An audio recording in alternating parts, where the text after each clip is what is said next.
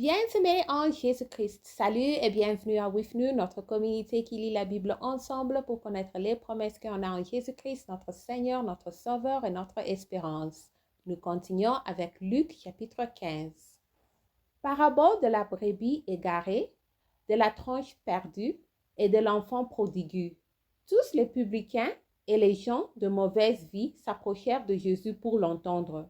Et les pharisiens et les scribes murmuraient, disant, cet homme accueille des gens de mauvaise vie et mange avec eux. Mais il leur dit cette parabole. Quel homme d'entre vous, s'il a 100 brebis et qui n'en perd une, ne laisse le 99 autres dans le désert pour aller après celle qui est perdue, jusqu'à ce qu'il la retrouve. Lorsqu'il l'a retrouvée, il la met avec joie sur ses épaules. Et de retour à la maison, il appelle ses amis et ses voisins et leur dit, « Réjouissez-vous avec moi, car j'ai retrouvé ma brebis qui était perdue. » De même, je vous l'ai dit, il y aura plus de joie dans le ciel pour un seul pécheur qui se répand que pour 99 justes qui n'ont pas besoin de repentance. Ou quelle femme, si elle a 10 dronches et qu'elle en perde une, n'allume une lampe, ne balaye la maison et ne cherche avec soin jusqu'à qu'elle la retrouve. Lorsqu'elle la retrouve, elle appelle ses amis et ses voisines et dit, « Réjouissez-vous avec moi, car j'ai retrouvé la tranche que j'avais perdue. » De même, je vous l'ai dit, il y a de la joie devant les anges de Dieu pour un seul pécheur qui se répand. Amen.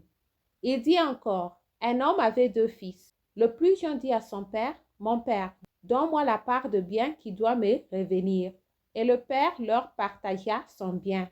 Peu de jours après, le plus jeune fils ayant tout ramassé, partit pour un pays éloigné, où il dissipa son bien en vivant dans la débauche.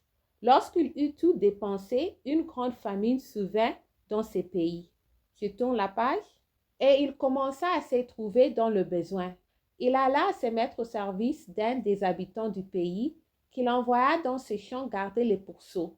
Il aurait bien voulu se rassasier des garouches que mangeaient les pourceaux, mais personne ne lui en donnait. Étant rentré en lui-même, il s'est dit, « Combien de mercenaires chez mon père ont du pain en abondance, et moi ici je meurs de faim.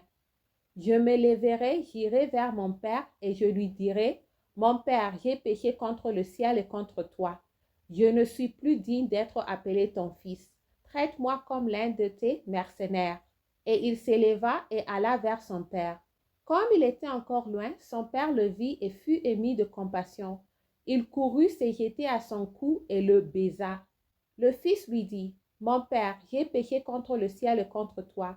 Je ne suis plus digne d'être appelé ton fils. » Mais le père dit à ses serviteurs, « Apportez vite la plus belle robe et l'en revêtez.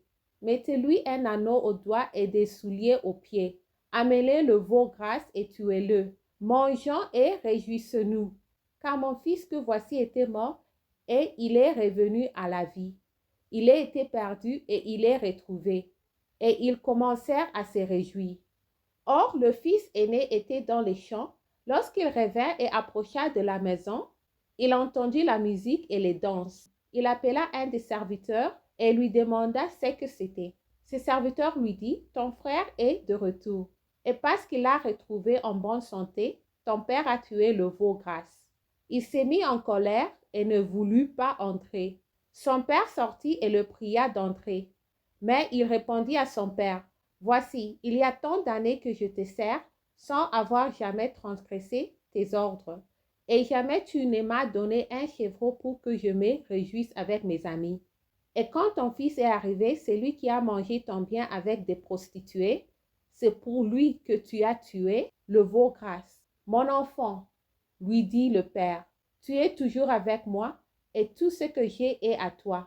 Mais il fallait bien se gagner et se réjouir, parce que ton frère, que voici, était mort et qu'il est revenu à la vie, parce qu'il était perdu et qu'il est retrouvé. » Merci d'avoir lu ensemble. J'améliore mon français en lisant la Bible. Restez en Jésus-Christ et shalom.